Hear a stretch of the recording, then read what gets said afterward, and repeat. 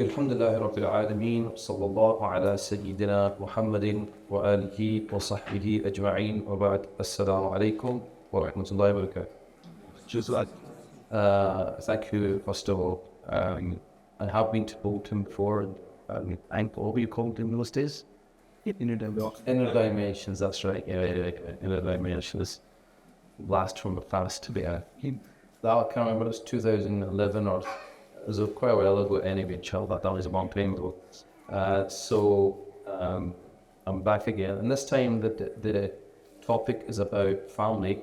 So this is a topic which I've been involved in for many years now, since I got back from my studies through Unity Family Services, which was a charity we set up to help strengthen the Muslim family. And so the idea would be that people could get advice and guidance on any issue that was affecting them. Primarily, obviously, that would cover marriage, it would cover parenting as well, sometimes inheritance, sometimes before marriage, family conflict, all sorts of stuff. So anyway, that's been happening for many years now. So over the years, I've dealt with different types of cases. And so today, I mean, the reason why that's such an important topic for me, because the way I looked at it was our future in the UK, any community, is ultimately, a community is a bunch of families, right? So a number of families you bring together, that makes a community. And each family is made up of the husband and the wife, right? That's the foundation from like your children. So for me, it was like, if we can't get our marriages right, we can't get our families right. We can't get our families right, we can't get our communities right. We can't get a community right, can't get a nation right. So yeah, so if you look at your building, that is the foundational building block of society. So that's why it's very important for us to strengthen that as much as possible. That's why it's such an important topic. And this topic, whether we have to come back to it time and time again, you can come back to it as many times as you want, because there's no end to strengthening, there's no end to improvement. So I said to the brothers, I said, look, let's just do a Q&A. And the reason I said that is because rather than me talking, if I get questions, then I know what type of things are people's minds, and then we can, inshallah, take it from there. So you're kind of dictating how this evening's going to go.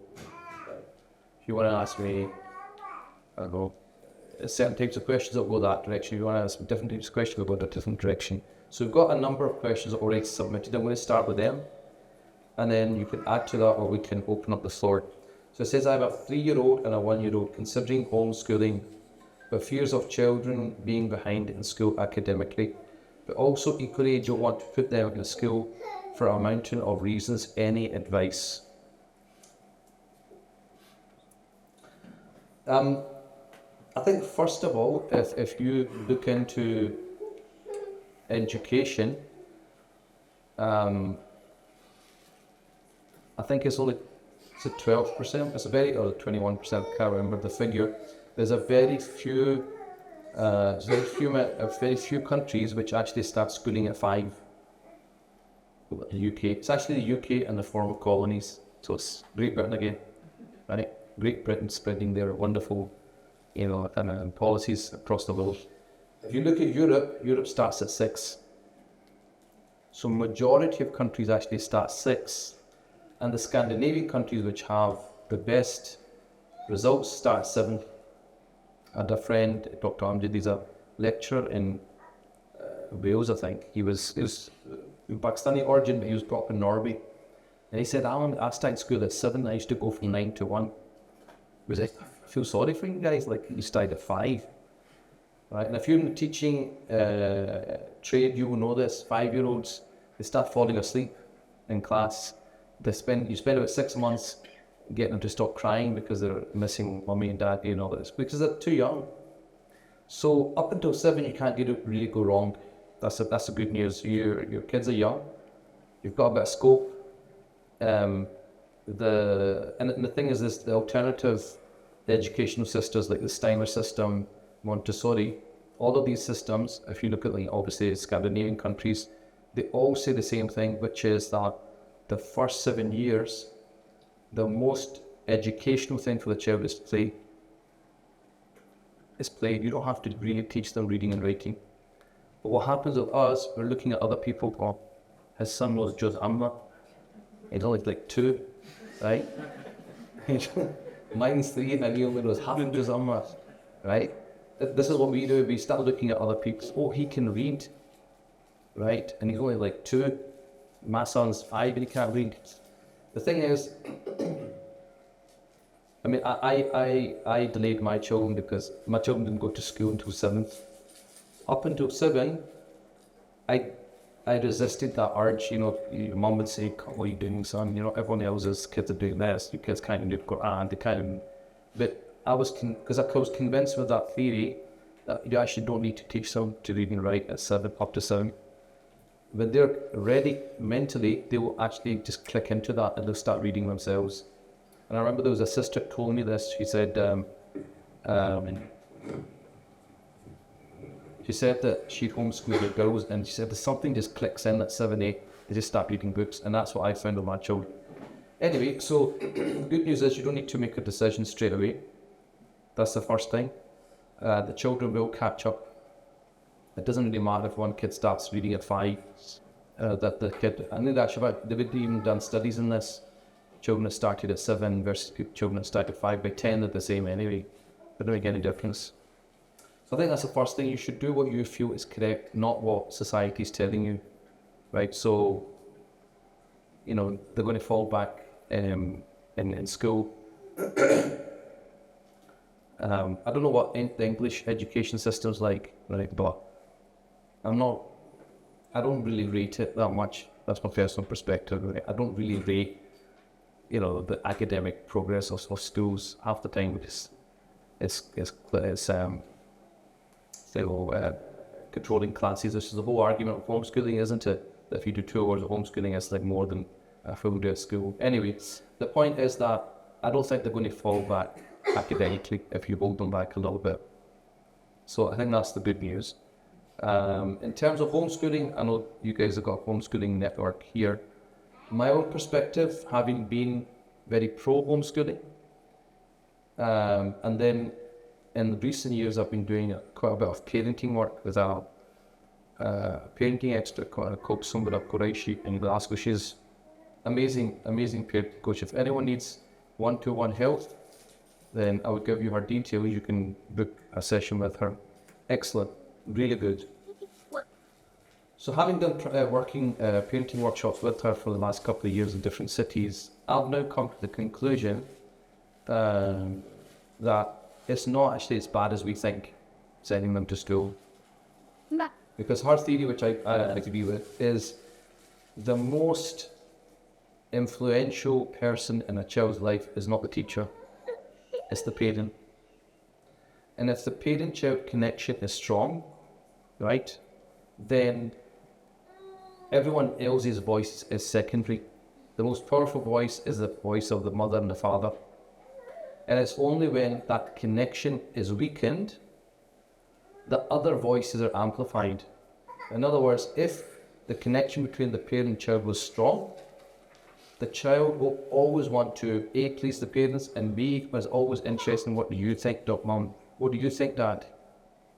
But when that connection is weak, that's when they start listening to their peers.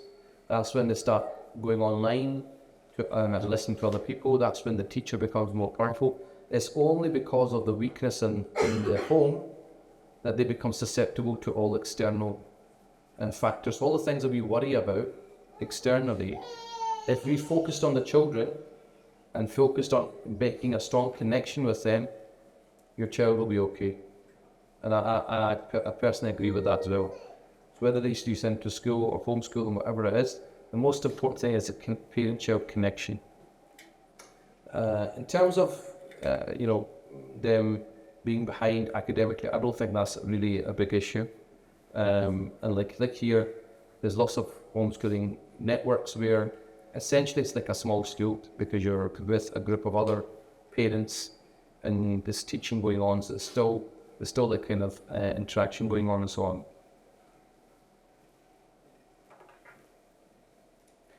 How would you recommend navigating bringing up children, sending them to school where they're being taught LGBTQ and encouraging gender changes? I know a young female who came home from school saying the teachers told her if you touch yourself down there, it feels good.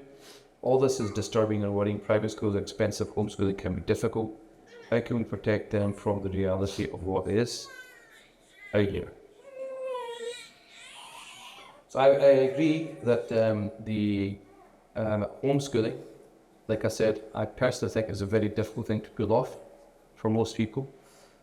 You're right, private schools are expensive, but private schools are not really much better anyway, because you're living in a liberal, secular society. The thing is, I think I come back to the same thing again, that if your connection with the child is strong, and you actively encourage them to think and actually encourage them to tell you their thoughts. That one of the things that we're guilty of as parents is we lecture our children. Son, you should do this.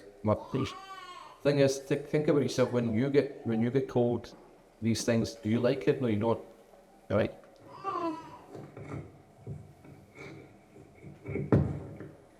You don't like it. Nobody likes to be lectured, right? But what you should do is resist the urge to correct your children and tell them what to do. Ask them what they think. Because see, we think there's a problem. We think there's a problem because we think, oh my God, they just taught this. But the child might agree with you. In other words, there might be actually nothing to worry about. So if you say, oh, my teacher told me this, what you should do is say, oh, what do you think about that? What do you think about what your teacher said? And the child might say, oh, I thought it was disgusting. I thought it was like, a bit of shame. And you say, something, I agree with you. You're right. You're absolutely right. Your teacher doesn't know what they're talking about. So there's no actual real concern there because your child's thinking correctly. But what we said, oh my God, the teacher said that. Wait, Dad, don't listen to them. Blah, blah, blah, blah, blah. Sam says it's harm. Blah, blah. We all go off in a lecture. Child just shuts down. But when you speak to the child, right, and ask them what they think, if they agree with you, you think under that. If they don't, if they say, well, I thought it was a bit weird, but I thought maybe that's normal. See, allow them to speak and don't be able to take uncomfortable things. If you get uncomfortable, right, if you're saying something to me, right, I get really awkward, right, you're going to keep telling me. You're not, because you're going to think this guy's getting uncomfortable about just not saying it anymore, isn't it? But if you say, all sorts of strange things, and I'm like, okay, that's fine, and what else? You'll keep telling me.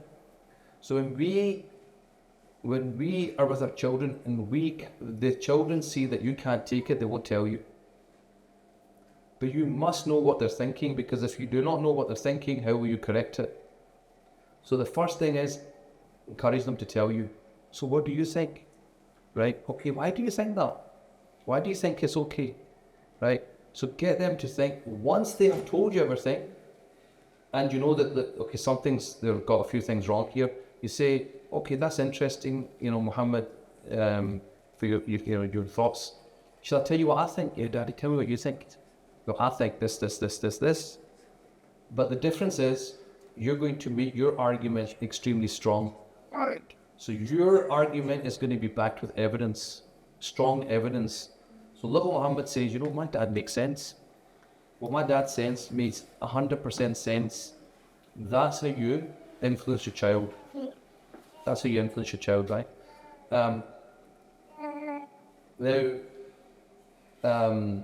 That's one thing. The second thing is that, I don't know what your experience of school was, but we were always taught un-Islamic stuff, right? We were taught, human beings have evolved from apes. In fact, I even remember drawing that stuff to a things. Anyway, I'm sure I drew those things as well. So, we were always taught things like that. We were always taught, boyfriend, girlfriend, it's okay. You can have boyfriend, girlfriend, it's perfectly normal. There's lots of things we were taught in school that was un-Islamic. So how did we get through it? Because we always knew, that sounds a bit weird. That's not what my dad told me. That's not what we're taught. Right? So we were able to see through it. Your children will be able to see through it. right? You have to have a bit of confidence in your children, right? They're not muppets. The thing is, if your connection is strong, if you're doing this and you're talking to them and say, what do you think? You know, they say, I think this, Dad, but, you know, this other teacher said this, and that other person said that, and that other person said that. You're okay. What's your opinion? If they agree with you, fine, you don't have a problem. If they disagree with you, then you need to listen carefully and say, right, these are the things I need to fine-tune. But then the way you fine-tune it is you give them a very strong argument, so you convince your son or daughter, and you change their narrative, right?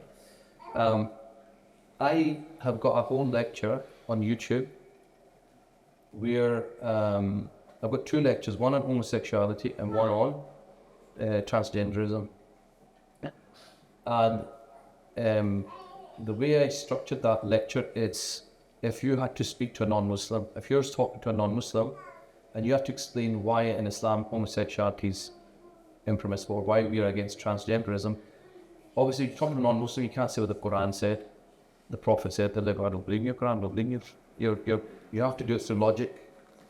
So in that lecture, I went through studies, you know, just logically going through it. For example, I said, well, if they say, well, what's wrong with it? Two people in love,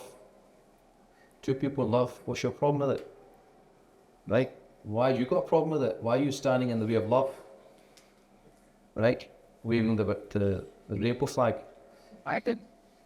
You said that's fine. Okay, is that your principle? Your principle is if 2 human beings are in love, no one else should have a problem. Yes, that's my principle. Okay. Incest. You okay with incest? Grandfather and granddaughter, 2 adults, they want to be in a relationship. Is that acceptable? Well, you know, no. You just said to me, the only thing we need to look at is 2 people in love. So so I went through a number of arguments, right? That even if the other person doesn't agree with you, they will understand you know, okay, yeah, you've got some good evidence here. So the reason I did that was twofold. One, because of the society we live in, if we're ever asked by non-Muslims, why do you have a problem with it? You should be able to rebut. Number 2 is if your children ask you these questions, because they'll get asked at school, what you do is you give them these arguments that gives them confidence. So it means if they're ever asked, they can say, well, it's because of this, right? So they don't feel, oh my God, I don't want to say anything because I'm going to get caught out here. No, you've got to instill confidence in them. But this is what we believe. Other people believe something else good for them. They can do what they want. It's free world. But this is what our stance is, and you stick to it. So you can check that out on YouTube. Maybe I can send it to the brothers. They can email that us, inshallah. Salam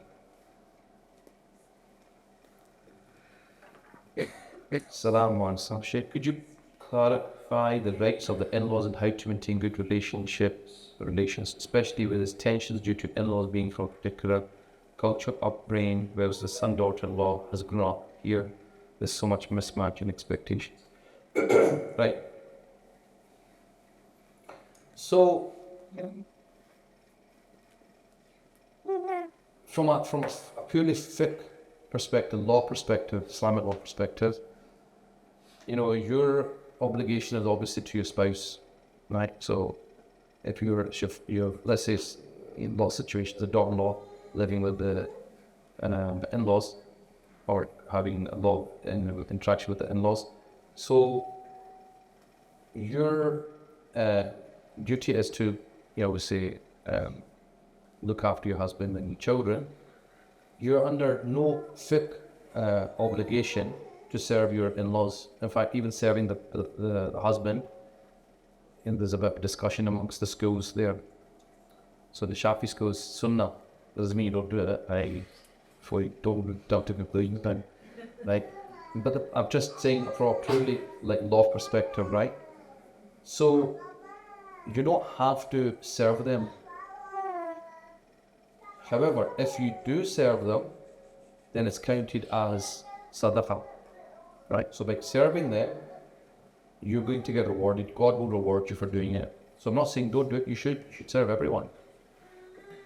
But the in-laws need to understand as well that my daughter-in-law doesn't need to do this. She's doing it out of her own volition here. That's number one. Number two is, there's an expression they say you can't teach an old dog new tricks, right? There's another expression, that's why I always have to use that one. If anyone knows a better expression, please give me it, because it's obviously not nice to say that, but there's no other expression I've come across, unless anyone knows one, please tell me. But, if somebody's 60 years old or 70 years old, they're set in their ways. There's nothing you're going to say, nothing your son's going to say, there's nothing anyone's going to say that's going to sway their opinion, right? So you just have to understand, look, they're old, they're set in their ways, they've just got a different way of looking at things, right? You just kind of got to accept that you're almost like banging your head off a wall, because you're trying to get them to see something which they're not going to see. Just accept it. And if they're saying things which are wrong, the problem is we take it to heart. We take it to heart, right?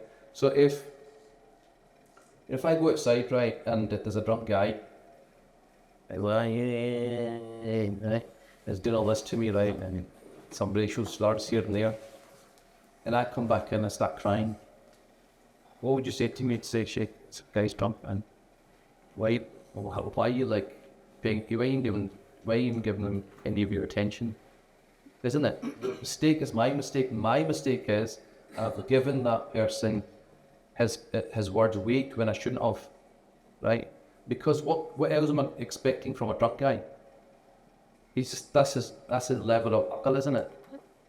So same thing when you have in-laws, right, and they're saying all sorts of stuff which is maybe incorrect. It's just in one ear, out the other ear, just like the drunk guy. In one ear, out the other. You say, gee, yes, you experience, yes, you've got experience. We've seen the world, yes, you've seen the world. They've never been at Bolton. You've seen the world, yes, you have everything, mashallah, wisdom, you're wise, you're this, you're that. Just, is it going to hurt if you just say all that stuff? No, just say mashallah, mashallah. That'll make them feel good. Oh, see, my daughter-in-law respects me. Right? That's it. That's all. They're just looking for a bit of respect in their eyes. Just give it to them and do what you want to do anyway. Nice. But just be as tact, using tact. Just use tact. When you're dealing with somebody older, they're set in their ways, they're not going to get it. You just have to deal with it with tact. Be respectful, but then still do what you have to do. Right? Even if they're upset with you, what they can't fault you on is your manners.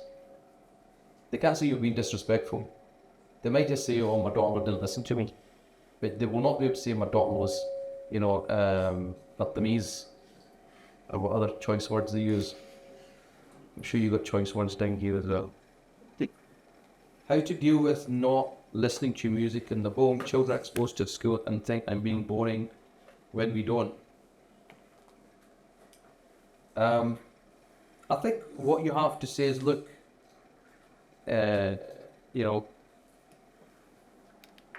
our home, we have certain rules. If they say, oh, other people like that, doesn't matter. In our home, we do things like this. We don't put music on or whatever. Or what you can do is come to some sort of compromise, maybe in the sheets or other things which are, acceptable to you. Just listen to that kind of stuff. But I think the way, if there's a conflict, you just kind of say to your children, look, that's the way we do things in our home. Right? In relation to parents' responsibility towards their children, and to what age are parents responsible towards their children? When does responsibility legally become that of a child? I'm asking this question later, I'm answering that. Okay, so there's a couple of things here. Bismillah. From a purely legal perspective, from a fiqh perspective, at the age of puberty, they're adults. So at puberty, they're adults, they have to pray, they have to fast, they've got money, they have to give zakat. They're responsible for all the religious duties. If they don't do it, if they don't pray, that's on their head. Right? If they don't do something religiously, a mandated fast from that, that's their problem. Okay. However, again, that's from the fiqh perspective, but from you could say the moral perspective, your job as a parent doesn't end. You'll be a parent even when you're 90 and your kid's 65. Because I tell you this much, even when you're 65 and you're having a hard time, you want your mom. It's that type of relationship.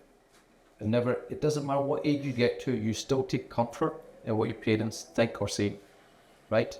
So you never stop being a parent. Parenting is a lifelong job. It never ends. But what happens is, it goes through phases. So in the early stages, as you know, the thing about the 777, right, which is not a hadith. Many people say it's not a hadith. It's a saying of Sayyidina Ali. Play with your children for 7, teach them for 7, befriend them for 7. And they've kind of done studies to kind of show that there is something developmental that happens at 7.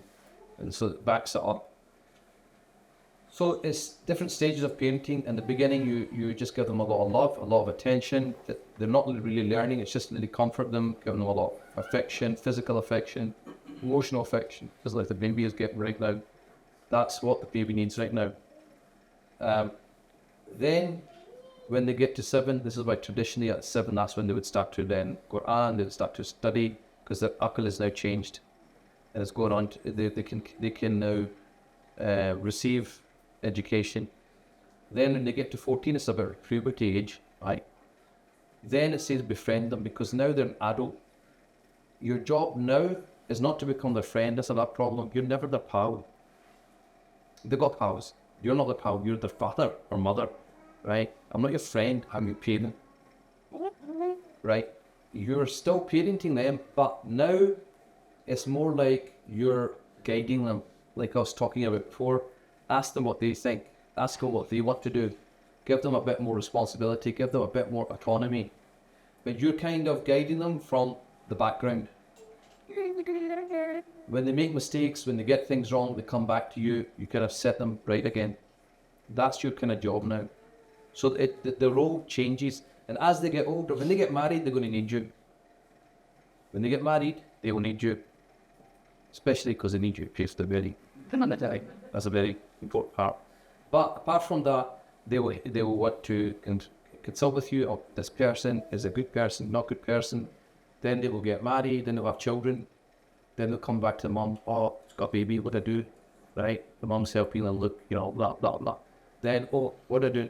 They're always coming back to you for advice. You're always going to be there. It's almost like the Shaykh Murid relationship. That's what the parent-child relationship's like. You're their sheikh. You're their guide. And you will always remain their guide. Now the thing is, think about this, right? I'll probably talk of experience, right? You did something wrong with it as a kid, and you went to your dad. Dad, I then kicked the ball and slashed the next door neighbour's window, right? And your dad gives you a clip in the ears, right, and gives you a ball at him. What has he just taught you? He's taught you he doesn't take bad news very well. So the next time you do something bad, you know what you're going to do? I better not tell Dad. Dad's going to give me one, right? So it's us, the parents, that stop our children coming to us. They're like, my child doesn't listen to me. My child doesn't talk to me. They're like, why do they not talk to you? Why do they not listen to you? Because in the past, they've come, wanted your attention, you ignored them. You said, not now, not now, not now. So you've taught them, I don't want to listen to you. The child at that age is getting the message, don't talk to me. You're not important. So when they become older, right, they're going to get you back basically. What goes around comes around. Now, you want their attention, guess what? I'm not going to give you it. I'm not listening to you now. This is what's actually going on, right? The children basically get their back. What you put in was what you get out. So if you don't want that type of relationship, that's what I'm saying to you. When they come to you with uncomfortable stuff, don't start cringing out. Be able to take it. Because if you can take it, the message you're giving your child is, do you know something? I can say whatever I want to my dad and my mom, and they can take it. Nothing phases them. You become their safe space. They can tell you anything. And they say, look, so what do I do? What do you advise? Okay, well, look, what you did was wrong. Why did you kick the ball? Okay, I understand. Sometimes you made a mistake. Okay, but now we need to correct that. How are we going to correct that? Well, we're going to tell them we'll pay for it. And because you kicked it, sorry, I know you didn't mean it, but you're going to have to pay for it. Right? So you're going to have to do X, Y, Z, save up money to pay for it. Won't like it, but he'll accept it, or she'll accept it. Next time something goes wrong, they will still come back to you. But if you throw a airy canary, right, what you're teaching them is my mum and dad can't handle it. So what happens is people think their children are really good. I get so good. Well, my daughter's so great, my son's so great, right? I never hear any complaints from them. Yet it's not talking to you. They're talking to their peers, they're talking to other people. Right? There's other people that know what's really going on, apart from you, the parents. So we create that, the parents create that. You have to decide what type of relationship you want with your parents. Is it going to be the formal one that maybe many of us experienced? What did we do? We just kept things from our parents. I know I did. Right? If I'm going to get in trouble, I'm not going to tell my dad. That's it. My dad didn't know what I was up to half the time. Right? So that's that question. Next question is how to deal. Okay, what's up? Okay. Advice to newly married couples. Good luck. That's it. Good luck. All the best. Well, Newly married couples. So I would encourage you to do the I've got two programs. One's a pre-marriage program and a marriage program. I would encourage you to do the marriage program, which is on my website. But in essence, my advice to newly married couples would be something I was talking about earlier today in today's course. You need to leave perfectionism at the door. If you're a perfectionist, let it go. If you do not let your perfectionism go, you're going to have problems in your marriage. Because whatever you do will never be good enough. Right? Just accept you're imperfect. You've married somebody imperfect. You're going to have an imperfect marriage, and you're going to have imperfect kids. End of story. Right? That's it. Lower your expectations. Don't go for pie in the sky stuff. This is the real world. Inshallah, if you get next life, you get to paradise, you can do what you want. But till then, this is going to be a test for you. Sometimes things will be easier, sometimes will be difficult. But one thing is guaranteed, there will be tests in your marriage. And you will learn things about you which you have no idea about. Because you've never had such a close relationship. When you have such a close relationship, things will come out of you which you didn't even know existed. So it's almost like it's a process of when you get married, you actually start to understand yourself better. So as much as you're understanding the other person, you're actually also understanding yourself. Right? And this is why, people will say, I was never like that till I got married. yeah. Like scratch, I was never like that till I got married. Meaning, it's my spouse that brought that out of me. No. That was always in you. Your spouse was just the trigger, that's it. Right, that's it. The spouse was just the trigger. That was always in you. So if you're angry, I was never angry before I got married. Yeah, because if life's going great, what you got to be angry about? Nothing to be angry about. But when you put in a testing situation and you get angry, well, the anger was inside of you, just come out. So really what's happening is your reality is coming to the fore. So now what it's teaching you is, do you know something? You're an angry person. It's just that you aren't aware of it. So you better do something about it. Right? Why am I angry? Where's the source of my anger? How am I going to overcome my anger? This is where the test comes in. This is where the struggle comes in. The mujahadat al-nafs, right? Struggle against the ego, struggle against the nafs. And, she said something to me, I'm angry, can I stop, can I withhold myself, can I compose myself? A kid does something that vexes you, can I hold myself, right? Instead of saying the wrong thing, shouting and screaming at my children. This is the test. That's what you get tested in. There are people running around the world trying to find a shaykh, and to do hard work and self-development. Well, you don't need to go anywhere. You just need to be present in your marriage and your children, because they'll be pushing your buttons all day long, right? And you just need to learn and have good character with them. And if you have good character, what's the tasawwuf? Good character, isn't it? التصوف خلق فمن زاد عليك بالخلق زاد عليك بالتصوف. That's the statement. Tasawwuf is character, and if you increase in character, you increase in tasawwuf. That's what it is. It's not running about with the beads and big turbans and khalwas here and khalwas there and all that kind of stuff. Yeah. It's in the home. That's why the Prophet said, what? Khayrukum li ahli. Best of you is the best in the home. Right? That's where your real character comes out. That is the real you. Not the person at work. Not the person running the mosque, giving khutbahs, doing community work. That's all brilliant, fantastic. May God reward you. However, if you cannot be a decent person to your spouse and to your children, then you've got a lot of work to do. You don't have good character. Right? Doesn't matter what the world says, such a great guy, such a great woman, it doesn't matter. None of that matters. The people that matter are the people that are in your, within your sphere of responsibility.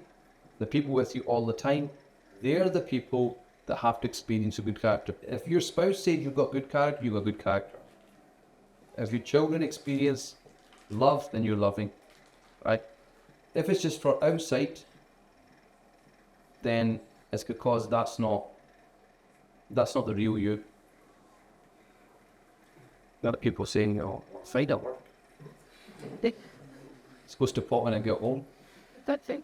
At work, everyone loves me. Ask people at work. That's what people say. Ask people at work, they say I'm a bubbly person, I'm a this person. Doesn't matter what Joe at work thinks of you. Joe just sees you for a couple hours, and obviously you don't want to say stuff insulting to Joe because Joe's not going to take it. Right? Joe tells you to get lost. But in the home, you think, well, where are you going to go? All the nonsense comes out. Right? We dump all our garbage onto the people at home. That's because that's what's in you. Right? So the real you is what's happening in the home, not what's happening outside. Doesn't matter what anyone's saying in the world. Don't believe it. Only believe it if the people in the home, they're with you all the time. Because the thing is, I mentioned this today as well. You know what a nice person is? If I say, what's a nice person, what would you say? It's a nice person. Tell me a nice person. Nobody know what a nice person is? Is that because you're from both? Come on, what's a nice person? Never responds back to you. Never responds back to you. What else? Patient. Patient. What else? Caring. What else? He's charming. Charming. What else? Quiet. He's considerate. Considerate. Okay, good. What else is a nice person? Loyal. Loyal. Why is that attitude? The decent person. Doesn't hurt people. Doesn't hurt people. Right. All these great characteristics, right? All this. So, I'm sure we all meet people and we say, oh, when I'm trying to meet mass people, I don't try and do it. Some kids fall into it, and you say, okay, well, you recommend someone, and your sister will say, oh, I know a nice sister. I know a nice brother. The thing is, see, nice. How are you judging that person's nice? Because of your interaction school was nice to me, caring, all the stuff we're saying, the loyal, the this, the that, the blah, the blah, the blah, right? The thing is, that is what you see of that person. It's like Instagram, right? You see it, you're seeing what they want you to see. You're not seeing the reality of them. Nobody wakes up at Fajr time when their hair's a mess. They got bags under their eyes and sticks and, got off the Fajr. Right? What does that? right? Why? Because they don't want you to see that. They'll wait till they're ready for work, they've got their suit on, and the light's coming through, and, they'll stand and spend half an hour sitting at different angles, and then they'll take a picture, and then you see that. So you're seeing what they want you to see. That's not reality. That's an image that they're portraying. So when we're saying like such and such is nice, you only know they're nice when they're under pressure. See, when they're under pressure, when they've had a hard day at work, when they've had a horrible day, and they can come home, then they can be caring, then they can be considerate, all the stuff you're saying. If you can do it in that state, you're a nice person. If you can only do it when things are going well, you're not a nice person. Anyone can do that. You're only nice when you've had a horrible day and you can come home and not make your family members pay for how you're feeling. It's very nafsi way. I'm feeling down. Everyone's got to feel down. Like, grow up. Being a baby, right? It's just your nuffs talking. It's your nuffs, right? But the nice person is like, I'm feeling bad, but what fault of it is of my spouse? What fault of it is of my children? Why am I barking at my children? Because I don't feel good. Whose problem is that? My child or my problem? That's my problem. Who's the adult? Me or the child? You. Who's supposed to regulate their emotions? The child or you? It's only been around for 6 years. Right? It's you. You've been around 60 years. Right? So, the nice person is the person who, under pressure in difficult times, difficult circumstances, can still smile, can still be considerate, can still be loyal, can still be caring, kind, all the stuff we mentioned. So this is why your lived reality in the home is the truest indication of who you are. And if it's not a nice version of you, then fix it. Don't say, oh, such a bad person, you're such a bad Muslim, blah, blah, blah. Don't want us to hear it. Right? Okay, fine. You're not good with your anger, you get irritable, you get patient. What? Fix it. Become better. You're 100% anger, if 2 weeks later you're 99%, okay, you've moved 1%. You're a slightly better person. Keep going until you get it down. Right? How would you recommend managing expenses like bills if both are working?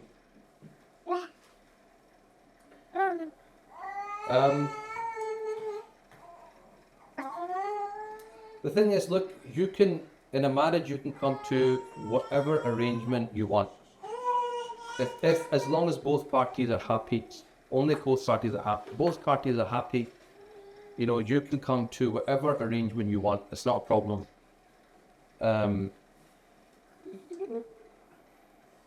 Obviously, again, from a legal perspective, from a fiqh perspective, the responsibility is the husband's. If both are working and the wife wants to contribute, no problem. Right? Well, maybe he says, look, I can't afford to get a bigger flat. She says, okay, fine, I'll put some of the money in, let's get something big, because I want a nicer home, no problem. It's a free world, you can come to whatever arrangement. However, I will give you a hack, a Shafi hack this time, right? The hack's coming from the Shafis, the sisters.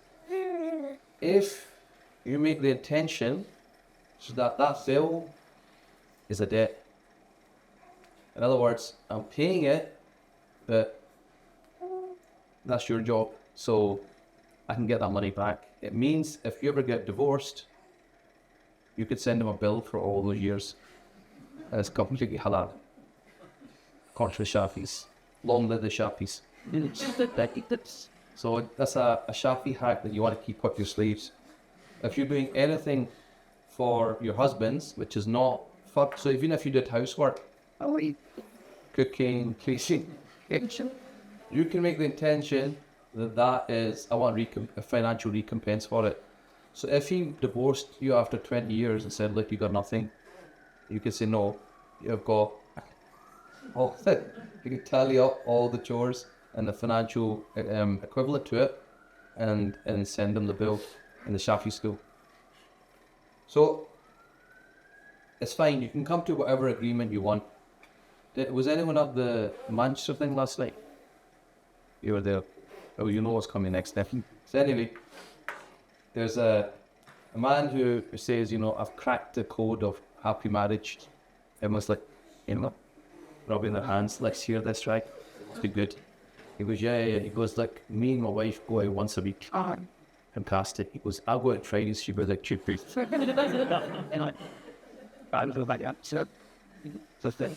Okay. Just said, In today's society, it's very hard for one person to be sole provider. What do you recommend for the courtiers? Like I said, you can come to whatever arrangement you want. However, the female should be happy to do it. And although I was making a joke, I'm being serious. I do think that the sister should take the Shafi position and make that intention just in case. Just in case you get left high and dry, you don't know what the future is, then you could have financial recompense. How can spouses deal with the current teaching in schools where they teach LGBTQ and gender spectrum and trans stuff? Again, like I said, this question essentially is a parenting question. If you get your parenting correct, your children will be okay. That's the khulasa of it. That's the summary of it. You get your parenting right, your children will be fine. Get the parenting wrong, your children are going to be exposed. That's the point. How do you get your parenting right? You get your parenting right through building a strong connection with your child. How do you build a strong connection with your child? A number of things. Number one is physical attention, physical affection. You must be physically affectionate. Touch your child, touch their head, give them a hug, right? All of that stuff. Not when they want it, but when they're just walking about, reach out to them. Because human beings, we connect through physical proximity, physical touch. And we see this in the seerah. The Prophet ﷺ was physically affectionate to his own children, to other children. Also, you want to encourage your child. If you want your child to be honest, or organized, or I don't know. Give me another word. Something nice. Something good. So, caring. Okay, so you're caring. Let's say caring, organized, right? So what you do is, and say they're the most uncaring child in the world, the most disorganized child in the world, right? What you do is, they're disorganized, they make a mess all the time. But once in a blue moon, they did a little bit, cleared up a little bit of mess. What you do is you notice and you say, oh, Muhammad, you're quite organized because you just did that. So this is you telling the truth because you're not making it up. But what you're doing is you're homing into the thing that they're doing right. Whatever you want them to do right, notice it and highlight it. Oh, you told the truth. You're very honest. You're very caring. You know, for once in a blue moon, actually pass something to a sister or something. You say that was very caring of you. I roasted you. Was very caring there. When you tell them that, whatever you tell them, they will believe about themselves. Whatever the parent child tells the child, they will believe that about themselves. Which is why, for a lot of people, their hang-ups are from childhood because of what the parents told them. You're useless. You never do that. Right? You're just a good for nothing. Whatever you tell your child, they will believe. That will become their belief. They will start to believe that about themselves. But if you say to them, you know, you're very truthful. Say you told me the truth. That was very courageous of you. That was very brave of you. All the good words. Whenever they do anything, even 1% right, you highlight it. When you do that, everybody likes, you know, being praised. Right? Think about it. Whenever your dad turned around and said, Shabash. Right? Shabash, you've done that well. Even if you're 90, right, and your dad's 120, you'll be happy that my dad said Shabash to me. Everybody likes it. So if you like it as an adult, what does it do to a child? The child loves it. The child will want to do it again because they're waiting for you to say, oh, you done it again? That was so good of you. They will do it more and more and more and more. And the other way is true as well. The more you tell them, if you say you're naughty, guess what? What are you telling them? You're naughty. What will they believe? I'm naughty. What are they going to do more of? Naughtiness. Then you say, see, I told you you're naughty.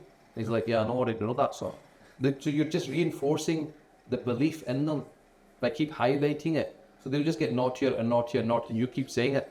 It's a vicious cycle. What you need to do is when they're not naughty, oh, that was very whatever of you. So anyway, that's what you want. When you build that connection with your child, you will become the most important voice in their life. When you become the most important voice in the world, it doesn't matter what Mr. John had said in school, because your child doesn't really care what Mr. John said, but cares what you think. Because that's the person that's the person the child's connected to, is the parent, not Mr. John. And you know, I don't know if you guys had this, but we used to get told this: your teacher's always right. I don't know if you ever taught that, but we used to get told teacher said the teacher's always right. Now you have to say no. Guess what? Teacher's not always right. In fact, it's half the time they're wrong. Right? You use your own. I can use your own brains. If it sounds right, if it's right there, accept it. If it's not, don't have to accept it, because there's a lot of nonsense that gets taught now. Show some of my questions. Yeah, this last question, and we'll go online. How should a husband react when the wife tells him that she's only staying in the marriage for convenience and should lift him if she has money? And I need a glass of water.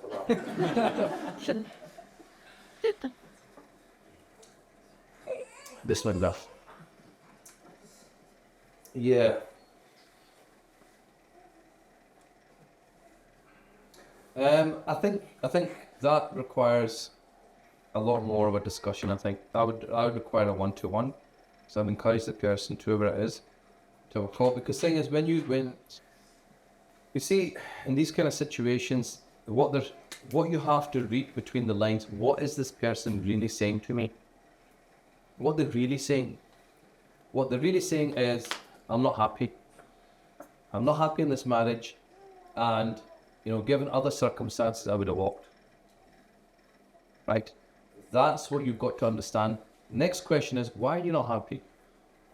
Why are you not happy? What's wrong? What is your contentions? And we don't know what it is. It could be a whole list of things. So whatever the contentions are, then you go one by one through them. Okay, what is the issue here? How can we work through this? How can we resolve it? What can you do different? What can I do different? Etc. etc. So that's the way you would deal with that kind of question. It's always trying to understand what is the person communicating, not what the person's saying. Last night, after the Q&A thing, brothers wanted to go out for tea and asking me for some advice. I said, listen, guys, he's a guy, some are not married, asking for advice. I said, listen, you need to read between the lines, right? So if I can't remember the example I gave them. I said, look, if your wife says, leave me alone, what would you do? The mate, leave her alone. No. No.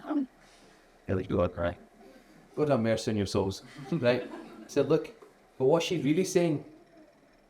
Right? So in that situation, sometimes what she wants is to see how much of an effort you're going to make. No, but tell me what it is. No, leave me alone. It's almost like, how much do you love me? Like, how much are you going to keep asking me? How much are you concerned about me? Right? You've got to read between the lines. Like, what's she really trying to say? It could be actually, no, she really just wants to go away. She wants to space, right? But at least she will know, well, there's something, he just didn't go. Because if you think about it, if you say, leave me alone, you say, okay. Does that sound like a caring person that cares about your feelings? No. It's like, you don't have to come up, okay. There's no resistance, nothing, right? So you have to look at what's the person trying to say. Read between the lines. What are they really communicating to me? It's like when you have bad behavior in children, adults as well, they're communicating to you. They're not using words, but what they're communicating is, I don't feel nice inside. That's what the bad behavior is saying. I don't feel good inside. Right? So if your wife goes quiet, it's like, peace at last. No. She's got quiet. She's communicating to you. She's communicating to you. If she's giving you the silent treatment, what is she saying to you? It doesn't mean it's peace. It's the opposite. There's probably a volcano going on inside. He's about to explode in your face and you're going to go, eh? What happened there? Because you don't understand what she communicated with you. But I thought I was, you know how many times I've had husbands that said, I thought I wasn't okay. Obviously it's not okay because you're here, right? It's not been okay, that's why you're here. But you've not picked up in the cues all along. There's been cues all along, you're not picking up on them. Obviously, for females, they need to get better at explaining and spelling things out. That's all been down to like how men and women communicate. But what I'm trying to say is always think, what is my spouse communicating to me? Even though the words might not be there, right? Because it's like, are you going out again? What does that mean? It's like today I was talking to, after the course, I had a lunch with a couple and they're talking, and I can't remember what topic was, but she kind of made a sarcastic comment and looked to him, right? And he's just laughing. I said, you know what she just did there? Like she just gave you the eyes. Like that. There was in that exchange, there was a communication going on.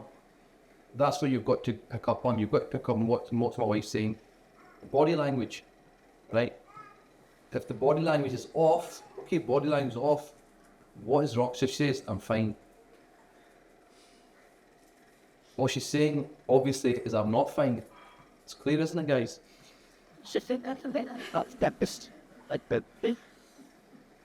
When she says, when you come home,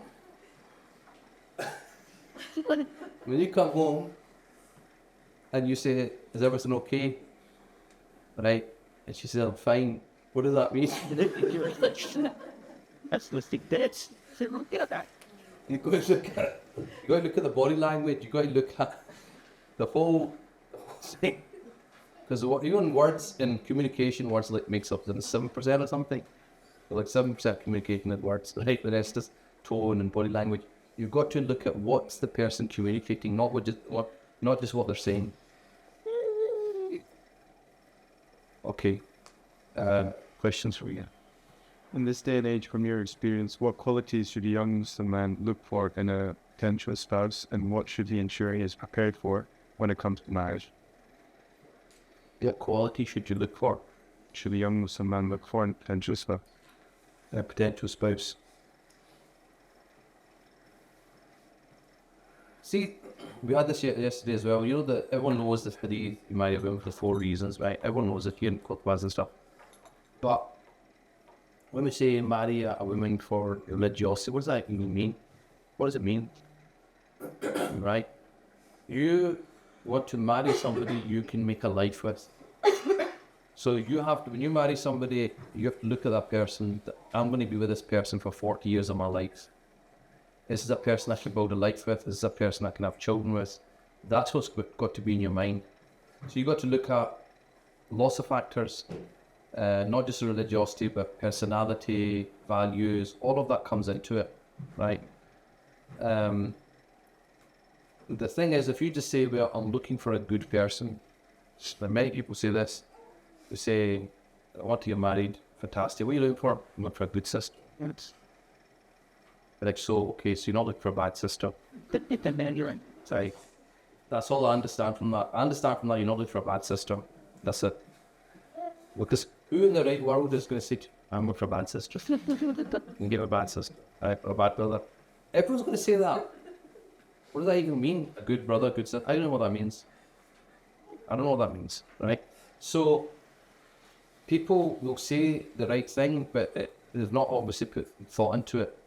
I'm just looking for somebody good. Right, so you send Musarat with her 5 kids.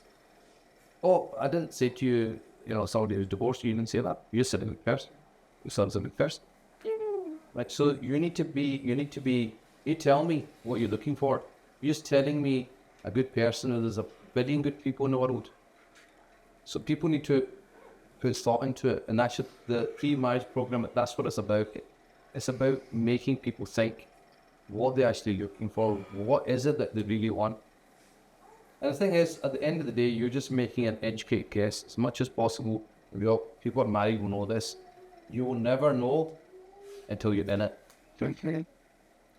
Right? Beforehand, all you're doing is gauging to the best of your ability the potential for it to work. But you will not know until you're in it. And the other thing is, you don't, like I said, you don't know certain things will come out of you which you don't know about. And the same thing for your spouse. The same thing will happen for the spouse. There'll be things about them they don't realise, right, that will come out. So that's where when things come out, that's the whole job of navigating, right? When your stuff comes out, their stuff comes out, can you overcome that? That's the challenge of marriage. Any other questions? How do you ask a child to do the right things without nagging them? For example, praying salat, sitting down, pray Quran, work, etc. How old are the children? So that depends on how old the children are. Like, how do you, how do you encourage them to good things? Without nagging. Without nagging, yeah. The thing is,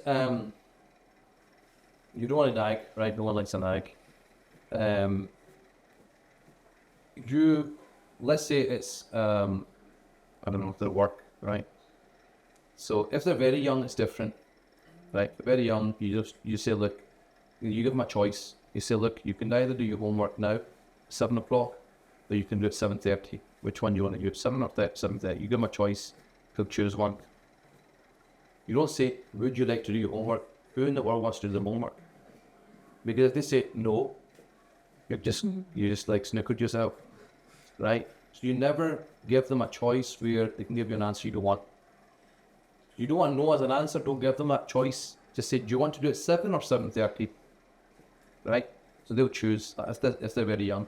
If they're older, I don't know, teenagers or whatever, it says work, right? Say it's different if it's exams or something, but if it's just something else, you can remind them and say, look, reminded you. But sometimes you've got to then let them taste the consequences. So you let them do it, they fall flat on their face, they don't enjoy it, don't say to them, see, I told you so, right? So when they say, oh, I messed up this, I messed up that, you say, well, I did actually tell you to do this and do that, but you chose not to listen, that's the consequence. So they'll learn they'll learn the hard way. They'll learn next time, I should listen to my mum and dad because they were right. So depending on what the situation is, if it's exams and they will really harm themselves, the future and stuff, you can just say, look, if you don't do it, whatever their luxury is, like usually screen time, games or PS5, whatever it is, well, I have to take that away. So either you study or I take that away. Up to you. So depending on the situation, you use a different tactic. Any other questions? Just quick follow up on that. What if the teenagers, but you want them, for example, to pray, or so you said don't nag them, but you want them to pray. They normally do pray, but sometimes they delay it or they put it off. How do you deal with that? So different ways. See when they're young. First of all, it's their responsibility if they're over the age of puberty, right? So you don't have to nag. Your job is to encourage them to come on. Number 2, think of ways you can make it easy for them. For example, I'm about to pray, you want to pray with me, right?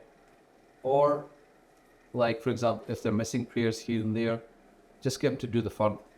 It's more important to get the 5 fard down. They're doing that consistently. As their aql grows and they want to do it, they will start doing the sunnahs eventually, right? It's more important to get that done. So always home into what's holding them back. What's the hold up? They might say, oh, I don't like washing my feet. So you might say, okay, well, you put some sealskins on, just wash your feet once a day. You can wipe after that. So you look at what is the what's stopping, what's the impediment, what is it? There's like, oh, it's hassle, this and that. So look, just pray for and just pray for wallah, or you'll be done in 3 minutes. So literally 3 minutes. So if you make it easy for them, there's less resistance. If you say, no, it's Isha, you need to pray for Sunnah, 4 Fard, 2 Sunnah, 2 Nafal, 3 Witr, 2 Nafal, then you can go to bed. And Isha's at 11 o'clock at night. Right? Then you're making it hard for them. Even saying it gets tiring. Right? So if you've got that's in a situation, get them to do the bare minimums. You know, we get them to just do the bare minimums and that's it. So I think your job is to try and make it, in their mind is, oh, it's a big hassle, you've got to make it, it's not a big hassle, it's easy. You try and make it as easy as possible for them. Inshallah. Okay, any other questions? In one bell. Any other questions? From the Yep. Back in the day, people used to get married at a young age. What would be your advice now?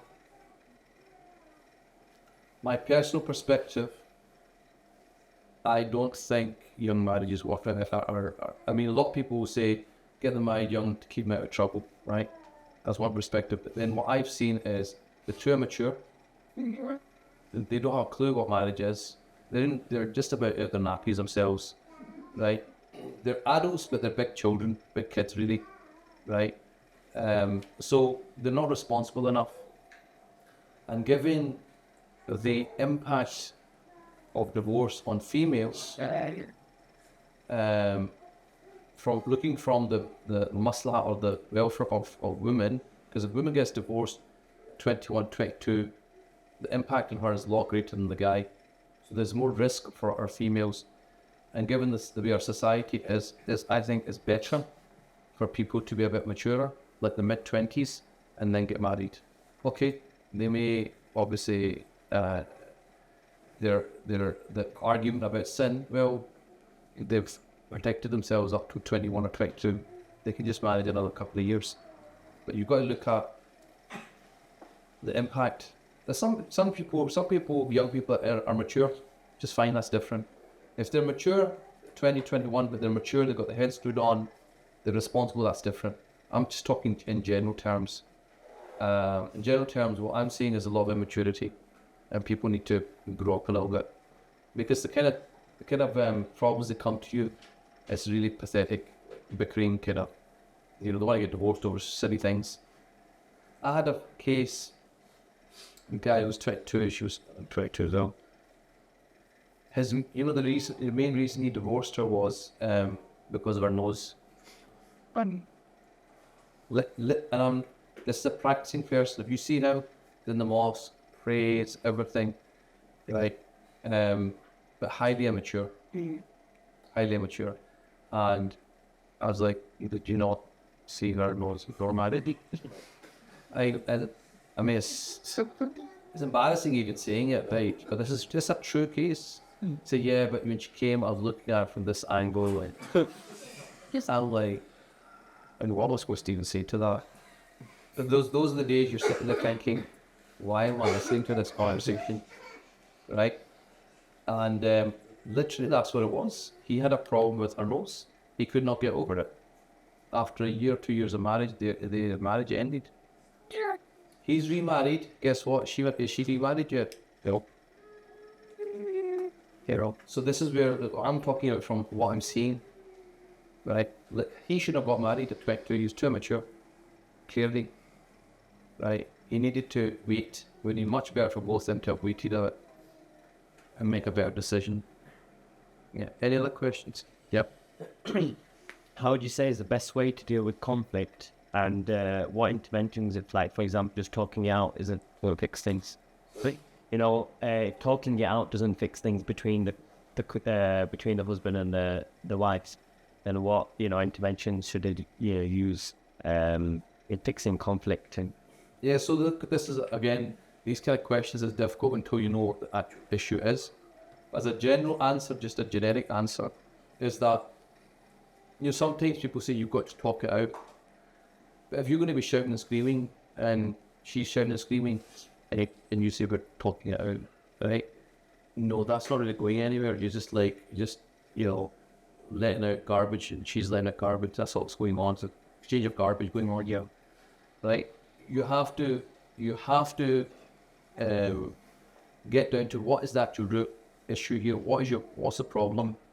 When you figure out what the core issue is, then you say, right, how can we resolve it? How can we resolve it? Not you. We. You always say we, not you. Because when you say you, the other person's like, yeah, but you do it. Well, it's like it gets a backup.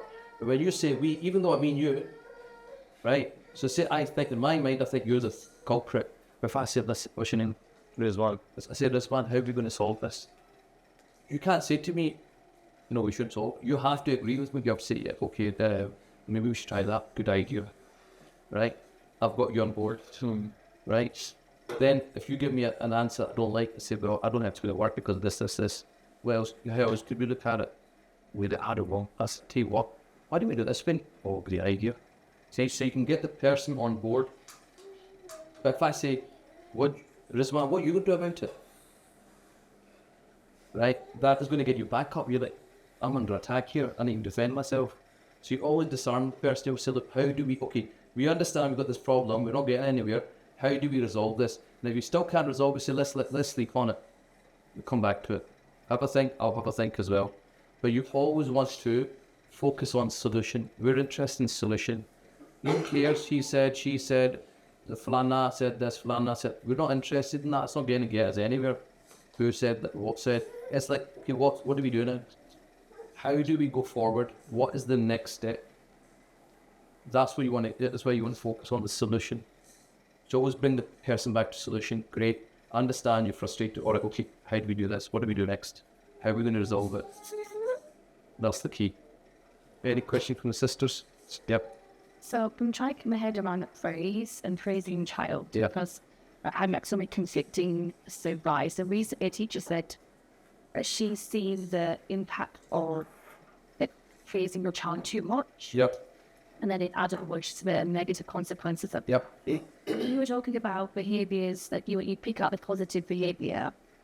What sort of language should you use so that it become that sort of excessive praising? Yeah. So the key is the praise has got to be truthful.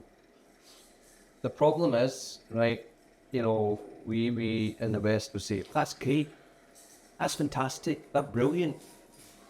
But it's not. Right? So your child makes this horrible drawing and you say, that's great, that's fantastic, well done. Right? That's false praise because it's not. Because what's going to happen is they're going to start believing, oh, I'm really good at drawers. They're going to get to school, make a horrible drawing, and will say, what the hell's that? And they're going to say, oh, but my mum said I'm a really good drawer and stuff, and you're just setting them up to fail. But the trick is you've got to make it truthful. It's a horrible drawing. We can't get away from that. Child's done a horrible drawing, right? But you can say, oh, see those edges I could do with a bit of work. But you know something? I really like that colour you used.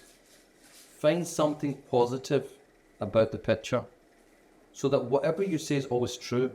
You don't want to say something which is not true because then that's false hope or false praise. You always want to do truthful praise. So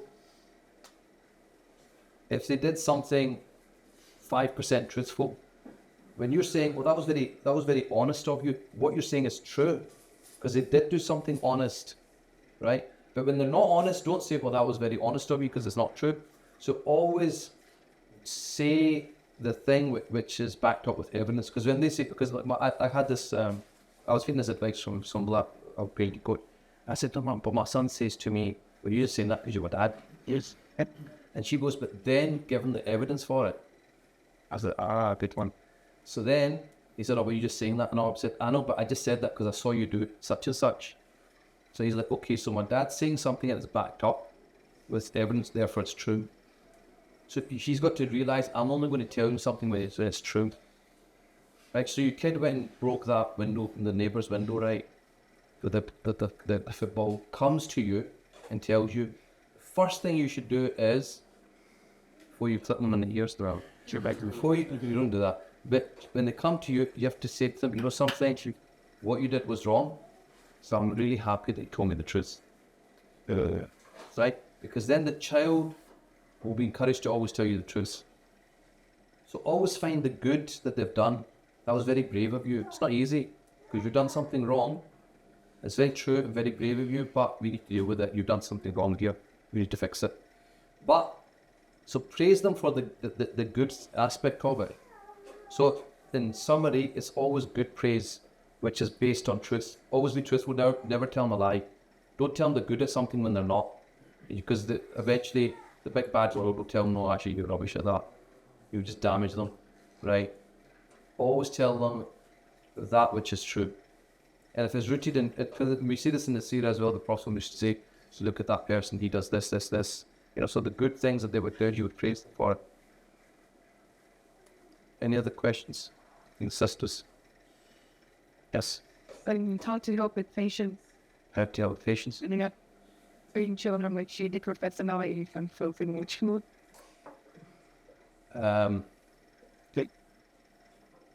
Patience is practice. It's like practice makes perfect. You just got to practice it. I think what you have to do is see when the feeling, the urge is growing inside of you. Because you see your body always gives you a heads up. Before you explode, right, there's a volcano erupting. So your body's telling you that you're getting agitated, you're getting irritated, you're getting frustrated, right? So when you have that, is to sometimes take a moment to say to your kids, okay, I know you're talking to me, but just give me 2 minutes. You go to the utility room, take a couple of deep breaths, and come back out. You'll just be calmer. So you have to develop techniques which keep your emotions in check. Then the other thing is, it's almost like you remember I said you're like a shape for your children. You become a coach for them. So when they, I don't know, get irritated, whatever, you can then teach them that, listen, you need to do something to calm yourself down. You know what I do? Mummy does. Mummy's frustrated. I go into another room and I take a couple of deep breaths. So you're teaching them how to self-regulate. This is when you're angry, how do you take yourself out of that state? Well, that's what a daddy does. Daddy goes and does this. Mummy goes and does that. So you tell them that you're human, you get it, it happens to you, that's how you deal with it. And then you see teaching them that they need to come up with, techniques. You can say, well, what do you think you could do that could calm you? Well, I might go and play my toys, I might go and do this, I might go and do that. This is you now teaching them how to self-regulate. Any other questions? Sisters? Yep. Shaykh, you mentioned the impact on divorce this week on. Yep. Do you have any advice for the bride divorce, especially with being similar to the cases that he did and use boundaries? I met today somebody at the course. She did iSyllabus in Manchester many years ago. And I remember since then she's been looking. She said, oh, by the way, I got married. The thing is, you never become despondent. Doesn't matter how long you've been looking for it, because you don't know the future. Only God knows. Number 2 is you have to be able to, like, you have to look at, if you've been like looking for a while and it's not happening, you need to ask yourself, is there anything that I am doing that is putting people off? Right? Because see, we all emit a certain energy, right? So sometimes you come into a room and the energy just goes down. But somebody comes in the room and it just, right? So that person's energy just makes everything collapse, right? So you're always communicating. So for example, if you're at a matchmaking event, right? And you get there and all these other girls are younger than you. And we think, man, they've all got careers, I've got careers, but they're younger, they're more beautiful. So your self-belief becomes, I've got no chance. The likelihood of you finding a rishta is very low. Because you already accepted that my chances are next to none. And then when the men come in, it's almost like you're communicating to them, by the way, I've got no chance, go and look at them. Without you saying anything, and then you come out, I don't know what I'm doing wrong. It's because your mindset gives a certain energy. Like right now, I've got a certain energy going on, right? If I start changing it, my energy will change. So just be aware when you're looking, people pick up on your energy, right? If your energy is attractive, they'll become attracted. If your energy is unattractive, you will not get married. So then the question is, how do I make myself more attractive? And it's not about looks, right? It's, there's certain people just like being around them. They've just got a good vibe. You feel good around them. They lift you up, It's not just about that they're funny all the time, but they just got good energy. People sometimes they're quite quiet people, but they're calm. They've got, you think, I can't tell you anything. It's very calm. Just that type of energy. So the thing is, you have to look at what is it about me that could make me more attractive. So in other words, what's within my control? Like, is my tone a bit depressive? Do I need to work on my tone? Do I need to work on, how I present myself? How do I look? Some people, they don't know how to wear clothes properly. Their clothes are too baggy or whatever, they don't fit well. You give them another outfit, they look completely different. So could I look better? Maybe I need to lose weight. Maybe, there's lots of things that you can do to make yourself a more attractive person, right? But in essence, it's about the energy you have. You have to do a lot of introspection and see, well, what is it about me that I can change? Because when you change yourself, your energy changes. And if you're, the summary of it is, if you've got an attractive energy, you will attract people. That's the summary of it. Right? So that's what I would say to you. Any other questions? Yep. So it comes to like practical advice and a child who has very sort of specific and set ideas of what they should have been doing. So you said give them two options. So that's generally how we deal with things, but then you're always coming ahead. As a whole, how old is he's 7. Sorry. And then it's not these age options. And then the good mindset and the energy suits anniversary. Is this child doesn't like rules? Yeah. Doesn't like rules. Doesn't like to be told what to do. Right. See, there's a category of children. There's a category of people. It's called the highly sensitives. Have you heard of this? HHP, right? HSPs, they're about 20% of the population. And that child is different from the other. So you have a conformer child, you have the highly sensitive child. Conformer childs kind of do what they're told. And the parents don't have a problem. The problem that parents always have is with the highly sensitive. They're always saying, see, they're all right. See that one toe rag, right? It really gets on my nerves, right? See that one kid is usually 99 times out of 10, 9 times out of 10 is highly sensitive. See, the highly sensitives are different from conformers. They're usually highly intelligent, right? Very perceptive. You cannot pull the wool over their eyes. They challenge you. They don't like authority. They're the ones that disrupt the class because they don't like authority. They don't like the teacher telling them what to do, right? They are born leaders because they're rule breakers, right? So the way you got to look at that child is you need to treat them with a lot of respect. If you teach them with a lot of respect, they will respond. If you do not teach them with respect, you tell them what to do, they will not listen. So you need to deal with them differently. If you're generally struggling, then I would say book a session with Sombala and have some one-to-one coaching. She's very good at dealing with highly sensitive. I brought a TV, right? My son's highly sensitive. So anyway, he broke it, right? He hit the screen with a remote. So he's been asking for weeks, and I said, well, no, because I want him to suffer. And so he's been watching this broken screen. Stop watching stuff. It's funny. The resilience, man. Anyway, so he's been watching this broken screen for weeks. Keeps asking me, right? I've been saying, oh, I don't know on this. I've been tying him along because I want him to suffer a little bit so that he knows what it's like. Then I said, look, okay, you got angry, everyone gets angry, you did it. But I said, you need to pay for it. You broke it, you need to pay for it now. So he lost all his Eid money. Right? So Eid money's gone now because they're like TV. Anyway, so he's been bugging me, right? This TV. And he knows that I'm up to something because like, you know, I've been looking at things, right? So I got the TV on Thursday and I was checking it out with my wife before the kids got home. It's like, try to figure out, do put it here, do put it, just a wall break. So, and so on Thursday he's asking me, and he's kind of picking up. That's up to some things, right? So the next day, the Friday, my wife goes, he knows we've got the TV. So how did he know? Right? So I said, so he's smiling, right? Sitting there smiling, smirking his face. So I said, how did you know?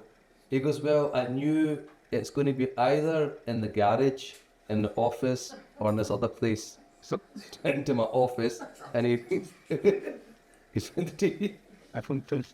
So that's a highly sensitive. You cannot pull the wool over their eye. They are super sharp, right? You say something to them, you shouldn't do that. You ever say 4 years ago, 3 months, and 6 hours ago, you said this.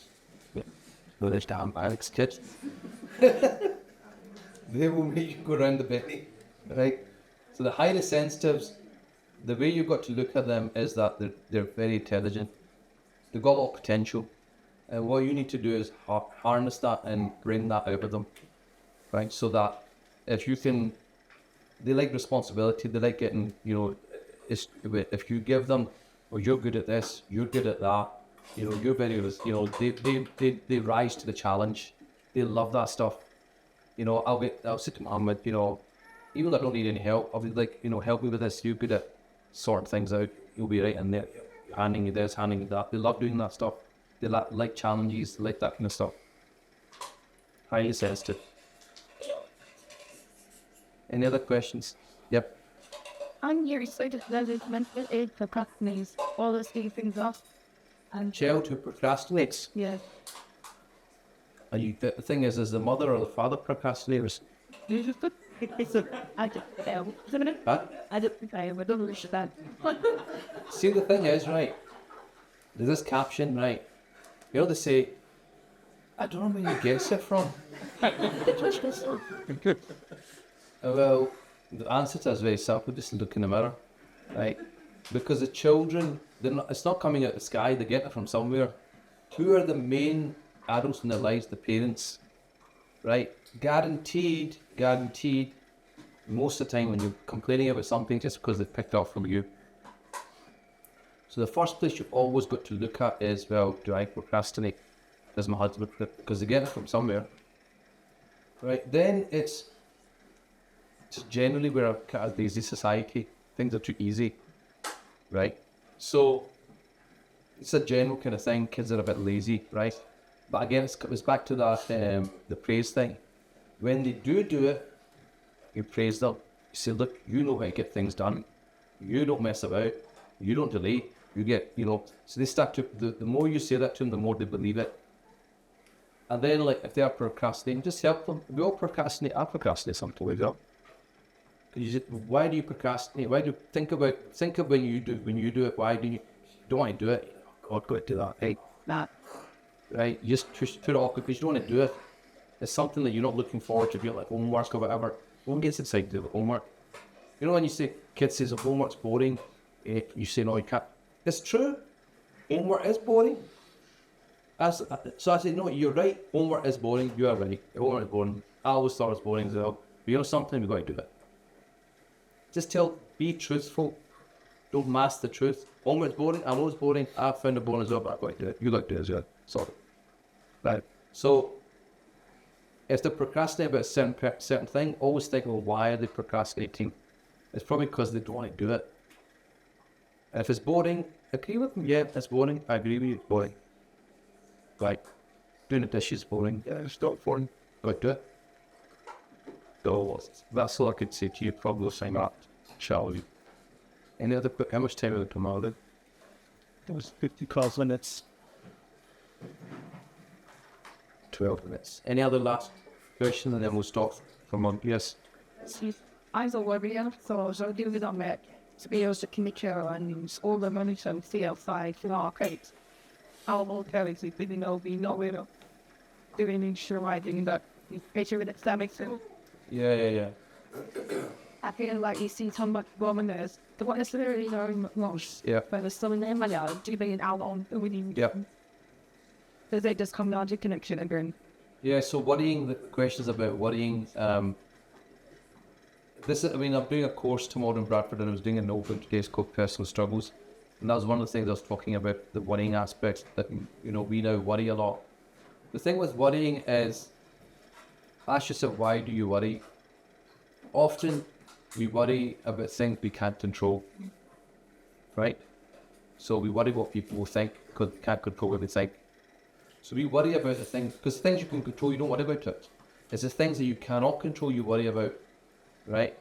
But it's about, because the problem is that there's no end to worries. I can worry, oh, this mic stop talking.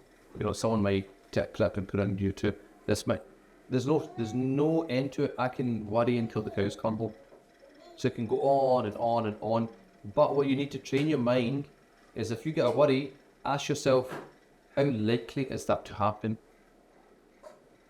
What's the likelihood of it? So you say, like, for example, I may go out and get knocked down. Ask yourself, how many times have I come close to it in my life? Never. So what's the likelihood of it happening? Not very much. So why am I worrying about it? I'm worrying about it irrational. So that's how you need to do it. When your mind goes off, ask yourself, how likely is that thing? And what you'll find is that a lot of the times, it's not likely. Because anything can happen at any point. I might choke, this might happen, that might happen. There's no limit to it. If you keep worrying and worrying and worrying and worrying, you worry about things you can't control. But what you have to do is be realistic about what you can control. What is within your control, you do that, and that's it. Because worrying about anything beyond that, whether you worry about it, you don't worry about it, won't make any difference, because you can't control it anyway. So whether you spend 3 hours worrying about it or 3 minutes, it'll be the same. And that's what you need. It's retraining the mind. The mind plays tricks. You've got to retrain the way you think. Here's some last thing, if there's any books you'd recommend on parenting. Unfortunately, no. I don't have any books that I recommend on parenting. I've not come across something which is robust. But in essence, I think that it comes down to connection with the child. And the connection is built through physical touch, physical affection, praising them. That's your main kind of things. And showing them that you showing that you love them. And love is not saying, "Oh, I love you." That's not what you need to show about. Love is through action. It's when they bring something to you and they're excited to show you, you don't ignore them and say, "No, I'm watching TV right now, go away." What you're saying is, "I love the TV more than you." So you have to stop, pause it, and say, "Look, oh, that's fantastic. Like, that's a really good concept, but none of those kids need a bit of work. Well, that colour's a bit out of the lighting. Work on that, but that stuff's pretty good." That's it. They'll be happy, they run off, and go back to TV. That, although it's minor, but that is what, when you grow up, and you think back to your childhood, there'll be memories. My dad used to do this, Colin used to do that. You carry them throughout your life. So those things, like, you seem minor, but they have a major impact when you get older.